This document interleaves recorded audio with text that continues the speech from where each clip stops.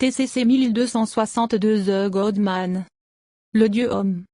Cher Père, nous te disons merci pour cette opportunité et la proportion de regarder dans ta parole. Nous invitons l'enseignant de l'Église, le Saint-Esprit d'accomplir son ministère comme nous nous assemblons. Seigneur, nous te demandons d'oindre la parole qui sort de ma bouche pour qu'elle trouve des racines dans les cœurs de toute personne qui va l'écouter. Père, je te prie pour l'illumination, la révélation, la compréhension dans la pensée de tous ceux qui vont l'écouter. Seigneur, je te remercie de m'avoir fait ministre du Nouveau Testament et je te dis merci pour le succès de ce message du fait que le Saint-Esprit est l'enseignant. Merci Seigneur, cela ne dépend pas de moi mais tout dépend de toi, et tu es fidèle. Nous te donnons la louange et te rendons grâce dans le nom de ton Fils Jésus-Christ. Amen. Gloire à Dieu. Jésus prévient que les années qui précéderont son retour seront marquées par la tromperie religieuse, faux Christ et faux prophètes qui prêchent de faux évangiles. Matthieu 24, versets 4 à 5. 11 et 24. Nous vivons dans ce temps.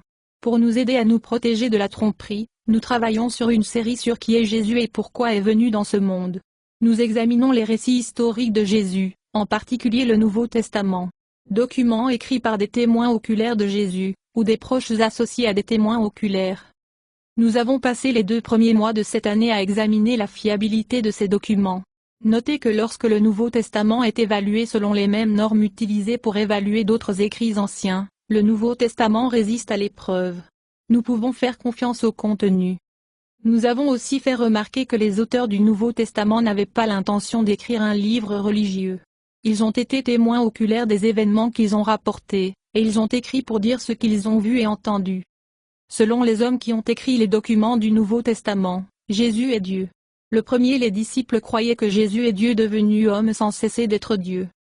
Cependant, il est devenu de plus en plus commun aujourd'hui d'entendre les gens dire que, bien qu'ils croient Jésus était un bon enseignant qui nous a exhortés à aimer les uns les autres, il n'était pas Dieu. Ils disent qu'il n'a jamais prétendu être Dieu.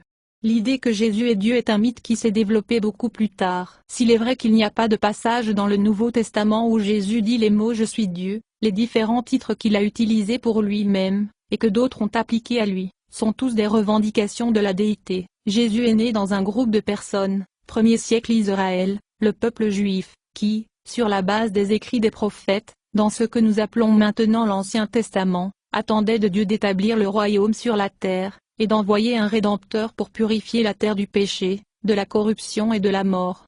Daniel 2 verset 44. Le Fils de l'homme, le titre Fils de l'homme vient de leurs Écritures. Daniel, un des prophètes, a enregistré une prophétie sur une personne divine appelée le Fils de l'homme, qui viendra à la fin du monde pour juger l'humanité et régner éternellement. Daniel 7 versets 13 à 14. Le Christ, le nom Christ vient aussi du livre de Daniel. L'ange Gabriel a parlé au prophète et a appelé cette venue être le Messie. Messia vient d'un mot hébreu signifie ointoine. Quand l'Ancien Testament a été traduit en grec, 285-246 avant Christ, les traducteurs ont utilisé le mot grec Christos ou Christ pour Messie. Daniel 9 versets 24 à 26. Le Fils de Dieu Gabriel dit à la Vierge Marie que, par la puissance du Saint-Esprit, elle va concevoir un enfant dans son ventre, et cet enfant serait appelé le Fils de Dieu. Luc 1 versets 31 à 35. Les hommes du 1er siècle dans cette culture ont compris que le Fils de Dieu était une revendication de la déité. C'est pourquoi la direction religieuse a essayé de tuer Jésus quand il a guéri un homme boiteux. Jean 5 versets 17 à 18.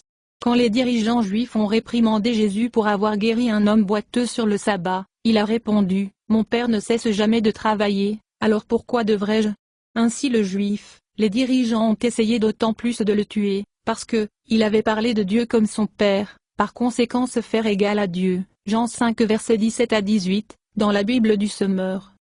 Lorsque Marie a été trouvée enceinte avant qu'elle et son fiancé, Joseph, se soient réunis, Gabriel a dit Joseph de ne pas la mettre au loin, parce qu'elle était enceinte par la puissance du Saint-Esprit.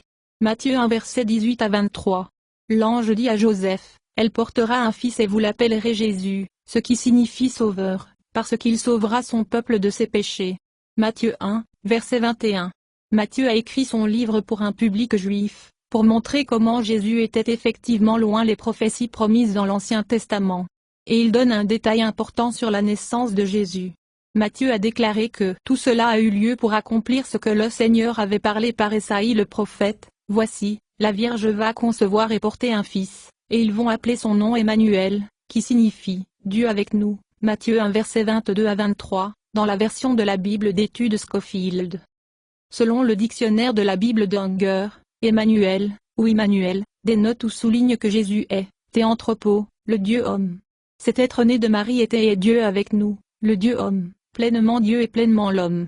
À cause des temps que nous vivons, et les fausses idées sur Jésus qui circulent, même parmi professant le christianisme, nous avons besoin d'une compréhension claire de qui est Jésus selon la Bible. Par conséquent, prennent le temps de discuter de cette question. La Bible révèle que Dieu est un seul Dieu, un seul être, qui se manifeste simultanément comme trois distincts les personnes, le Père, le Fils et le Saint-Esprit. Cet enseignement est connu sous le nom de doctrine de la Trinité. Ces trois personnes sont distinctes, mais non séparées.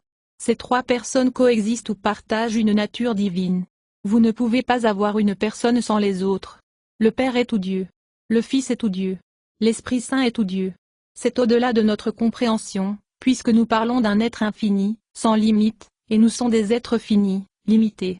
Tous les efforts pour expliquer la nature et l'être de Dieu ne suffisent pas. Nous pouvons accepter seulement ce que la Bible révèle et réjouissez-vous dans l'émerveillement de Dieu Tout-Puissant.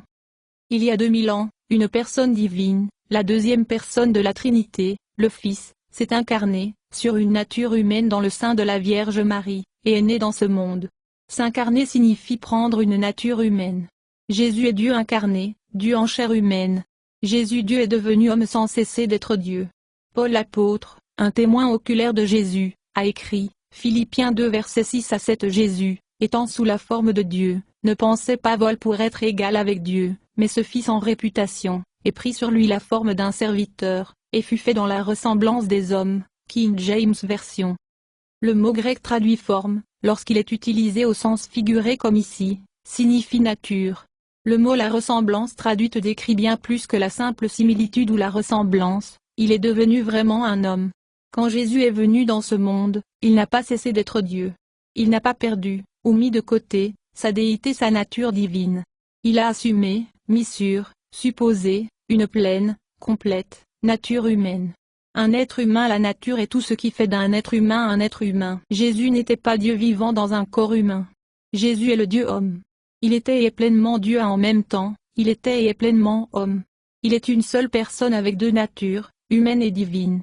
Jésus a deux natures, mais n'est pas deux personnes dans un seul corps. Sa nature humaine et sa nature divine s'est entremêlées, ou mélangées. Ces deux natures se rejoignent ou se produisent ensemble. Jésus est Dieu devenu un homme, Dieu et l'homme en une seule personne. C'est une personne divine, la deuxième personne de la divinité, ou divinité, avec une nature humaine complète. Jésus était Dieu vivant comme un homme, pleinement Dieu en même temps il était pleinement homme. C'est un mystère au-delà de notre compréhension, Dieu a été manifesté dans la chair. Timothée 3 verset 16. Même si Jésus était Dieu, il était vraiment homme, avec toutes les limites de la nature humaine. Il devait manger, le sommeil, pourrait être tenté de pécher, sentir la douleur et mourir. Matthieu 21 verset 18. Marc 4 verset 38. Matthieu 4 verset 1. Etc. Mais Jésus n'a jamais été juste un homme. Il était et le Dieu homme, pleinement Dieu et pleinement homme. Tout ce que Jésus a fait comme le Dieu homme. Jésus était Dieu, vivant comme un homme. Jean 3, verset 13, en parlant à Nicodème, le pharisien, Jésus a fait cette déclaration sur lui-même, aucun homme n'est monté au ciel, mais celui qui est descendu du ciel, même le Fils de l'homme qui est dans le ciel. King James Version. Seul le Dieu homme pourrait être physiquement debout là parlant à Nicodème, au même le temps qu'il, comme le Dieu omniprésent, il était, est, dans le ciel.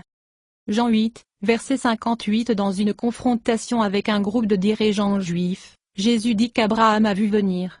Quand les Juifs ont répondu que c'était impossible parce que Jésus n'avait même pas 50 ans, Jésus a répondu, avant qu'Abraham soit, je suis. La direction a ramassé des pierres à jeter sur Jésus parce qu'il s'est appliqué le nom par lequel Dieu Tout-Puissant s'est révélé à Moïse. Exode 3, verset 14. Le nom vient d'un mot hébreu qui a l'idée d'une existence sous-vécue, Dieu parce qu'il est. Comment Jésus pouvait-il se tenir là ce jour-là à parler aux chefs religieux, comme une trentaine quelques années hommes, et pourtant ont interagi avec Abraham, 1900 avant Christ, et Moïse 1491 avant Christ. Parce qu'il est le Dieu homme. Jean l'apôtre a ouvert son évangile avec une déclaration claire que Jésus est Dieu devenu homme sans cesser d'être Dieu. Il a identifié Jésus, la parole, comme le Créateur éternel qui s'est fait chair. Jean 1, versets 1 à 3. Au commencement était la parole, et la parole était avec Dieu, et la parole était Dieu. Il en était de même au commencement avec Dieu.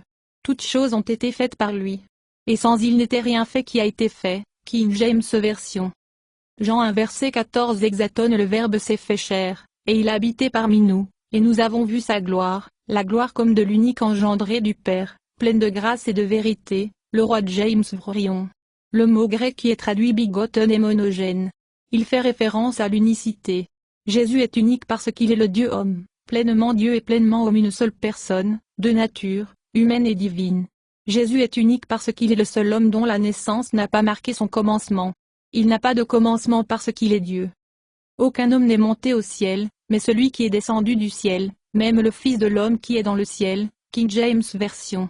Seul le Dieu homme pourrait être physiquement debout là parlant à Nicodème, au même le temps qu'il, comme le Dieu omniprésent, il était, est, dans le ciel. Jean 8, verset 58. Dans une confrontation avec un groupe de dirigeants juifs, Jésus dit qu'Abraham a vu sa gloire venir. Quand les Juifs ont répondu que c'était impossible parce que Jésus n'avait même pas 50 ans, Jésus a répondu, avant qu'Abraham soit, je suis. La direction a ramassé des pierres à jeter sur Jésus parce qu'il s'est appliqué le nom par lequel Dieu Tout-Puissant s'est révélé à Moïse. Exode 3, verset 14. Le nom vient d'un mot hébreu qui a l'idée d'une existence sous-vécue, Dieu parce qu'il est. En raison de la valeur de sa personne, Jésus est le Dieu homme. Il était qualifié pour enlever les péchés du monde par le sacrifice de lui-même. Comment le Dieu illimité peut-il entrer dans la limitation de la chair humaine? Comment Jésus peut-il être pleinement Dieu en même temps qu'il est pleinement homme? Aucun des apôtres a fait un effort pour expliquer la nature trinitaire de Dieu ou l'incarnation. Ils ont accepté les deux avec respect et adoration. Considérez deux déclarations. Paul a écrit, « Aucun des dirigeants de ce monde comprit la sagesse cachée de Dieu, car s'ils n'auraient pas crucifié le Seigneur, Kyrios, de gloire. » 1 Corinthiens 2 verset 8, version de la Bible d'études Scofield. Comment le Seigneur peut-il de gloire soit crucifié? Parce qu'il était pleinement homme en même temps qu'il était pleinement Dieu. Luc a cité Paul comme exhortant les dirigeants de l'église d'Éphèse à prendre soin de l'église de Dieu, qu'il a obtenue avec son propre sang. Acte 20, verset 28, SV. Pourtant, Dieu n'a pas de sang. Comment Jésus obtenir l'église par son sang? Parce qu'il était pleinement homme en même temps qu'il était pleinement Dieu. Les apôtres n'ont pas essayé de dire si Jésus a fait ce qu'il a fait par sa nature humaine ou par sa nature divine la nature. Ils l'ont simplement accepté comme le Dieu homme, pleinement Dieu en même temps qu'il était pleinement homme. J'ai mentionné plus tôt dans la leçon qu'il s'agit d'un mystère au-delà de notre compréhension. Dieu a été manifesté en la chair, Timothée 3 verset 16. Et, comme avec le mystère de la Trinité, Dieu est trois en un, toute tentative pour pleinement expliquer l'incarnation. Comment Dieu pouvait devenir pleinement homme et ne cesse pas d'être Dieu, la dégrade. Les hommes et les femmes bons font parfois des déclarations imprécises ou inexactes sur Jésus. Mais, parce que nous vivons à une époque de tromperie religieuse croissante sur qui est Jésus et pourquoi il est venu dans ce monde, ces imprécisions et inexactitudes laissent les gens vulnérables aux faux Christ et prophètes. Par exemple, il n'est pas inhabituel d'entendre des ministres dire que lorsque Jésus s'est incarné, il s'est vidé, et mis de côté sa divinité. Le problème est que s'il a mis de côté sa divinité, alors il n'est plus Dieu. Ces bons hommes de Dieu font un effort sincère pour montrer comment Jésus s'est humilié quand il est né dans ce monde, sans réaliser ce qu'ils disent réellement. Oui, Jésus s'est humilié, ou s'est abaissé, lui-même quand il est devenu homme, mais pas en mettant quelque chose dehors. Il s'est abaissé en assumant une pleine nature humaine. Philippiens 2 versets 6 à 7. D'autres, moi y compris, on dit que Jésus ne pouvait faire aucun miracle jusqu'à ce que le Père ait oint lui avec le Saint-Esprit à son baptême. Acte 10 verset 38. Cependant, c'est une déclaration imprécise. C'est vrai, en ce sens qu'aucun être humain ne peut guérir quelqu'un sans la puissance de Dieu. Jésus était vraiment humain, et en tant qu'homme il avait toutes les limites de la nature humaine. Cependant, Jésus n'a jamais été juste un homme. Il était le Dieu homme, pleinement Dieu en même temps qu'il était pleinement homme. S'il n'avait pas le pouvoir de guérir, à tout moment où Jésus était sur la terre, alors il n'était pas pleinement Dieu, parce que la capacité de guérir est un attribut de Dieu. Cette imprécision laisse la porte ouverte à certaines idées fausses qui prévalent dans la culture et ont même pénétré dans l'Église, comme l'idée que Jésus était Dieu vivant dans un corps humain. Avant même que les témoins oculaires de Jésus ne meurent, des défis à qui est Jésus ont commencé à surgir. Faux enseignements qui niaient soit la déité ou l'humanité de Jésus se développaient, influençant les gens, et même infiltraient l'Église. Au IIe siècle, 100 après Jésus-Christ, ces idées variantes ont évolué vers ce qu'on appelle le gnosticisme. Le gnosticisme vient d'un mot grec qui signifie avoir la connaissance. Les gnostiques ont prétendu une connaissance spéciale de Dieu qui n'était pas disponible pour tout le monde. Bien qu'il y ait une grande variété d'idées et de croyances parfois conflictuelles sous l'égide gnosticisme, voici une liste de certaines des croyances concernant Jésus. Certains gnostiques considéraient le monde physique comme mauvais, ce qui a conduit à l'affirmation que Jésus n'était pas un être matériel, physique. Cela conduisit à un déni de l'incarnation et de la résurrection corporelle de Jésus. Ils croyaient que Jésus ne semblait être qu'un homme, qu'il semblait seulement mourir, et qu'il semblait seulement ressusciter. D'autres croyaient que Jésus était simplement un homme ordinaire qui était habité par la puissance de Dieu à son baptême par Jean-Baptiste. Notez que cela est très proche de ce que certains chrétiens enseignent. La spiritualité New Age, qui est très populaire aujourd'hui, reconnaît l'homme Jésus, mais ce n'est pas Jésus de la Bible. Ils enseignent que le Christ est venu sur Jésus lors de son baptême. Jésus était un ascensionné maître, un individu hautement évolué qui a réalisé sa divinité, comme nous pouvons le faire. Une grande partie de cette spiritualité n'est qu'un remaniement de la pensée gnostique, l'idée que les gens peuvent venir à l'illumination par des doctrines secrètes et des pratiques mystiques. Il n'y a aucune mention du péché, ou la culpabilité pour le péché, ou le besoin de salut du péché par la repentance et la foi. Le salut vient par l'illumination. L'illumination est la réalisation que nous sommes de la même essence que Dieu. Par la révélation de connaissances cachées, nous pouvons être libérés de cette illusion le monde matériel, physique et trouver notre véritable identité spirituelle. Il parle de la conscience du Christ, une conscience mentale ou connaissance de soi intérieure. Le Christ à l'intérieur. Christ n'est pas une entité ou une force ou une énergie. Les croyants du 1er siècle ont compris que le Christ signifie le Messie promis, qui est un être, une personne, Jésus, le Christ ou le Messie. Matthieu 16 verset 16. Nous avons plus à dire la semaine prochaine, mais considérez ces pensées alors que nous terminons la leçon de ce soir. Dans les milieux chrétiens auxquels beaucoup d'entre nous ont été exposés, nous regardons Jésus et nous posons la question. A-t-il fait ce qu'il a fait de sa nature humaine ou de sa nature divine? Cette question se pose parce qu'on nous a dit que les chrétiens peuvent faire des œuvres de Jésus. Et craignez que s'il a fait ce qu'il a fait en tant que Dieu, alors nous ne pouvons pas faire ce qu'il a fait, comme prier pour les malades. Mais nous pouvons prier pour les malades parce que le Seigneur lui-même, dans sa parole écrite, nous dit de le faire, avec l'attente qui les guérira. Jacques 5 versets 14 à 16, leçon pour un autre jour, exaltation de Jésus par affirmer correctement qu'il est le Dieu homme ne nie pas cette promesse de lui. Dans une grande partie de l'Église aujourd'hui, il y a un manque d'enseignement sur la saine doctrine, les croyances fondamentales du christianisme. L'accent est mis sur la satisfaction des besoins ressentis et l'aide aux gens avec les problèmes de la vie, par des sermons de motivation qui donnent des compétences pratiques pour la vie. Bien qu'il y ait une place pour ces types de sermons, sans enseignement doctrinal solide, les chrétiens sont vulnérables aux fausses idées sur qui est Jésus et pourquoi il est venu dans ce monde. Nous avons besoin de savoir qui est Jésus selon la Bible. Jésus est le Dieu homme, pleinement Dieu et pleinement homme, celui qui est mort pour nous afin que nous puissions être délivrés du péché et avoir la vie à travers lui. Ma prière est que par ces leçons chacun de nous sera inspiré pour marcher comme Jésus a marché. Laissez Jésus vous faire confiance à travers sa parole, la Bible. Merci Seigneur pour votre merveilleuse parole que tu as choisie pour que ça passe par moi. Merci Seigneur de choisir des fils et des filles d'être conformes à l'image de Jésus-Christ et d'être faits comme tes enfants en caractère et en puissance, pour tout ce qu'on entend. Que cette leçon puisse nous donner le désir de rechercher et de grandir en Jésus-Christ dans cet endroit.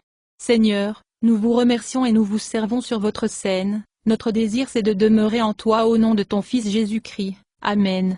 Louez le Seigneur, louez le Seigneur.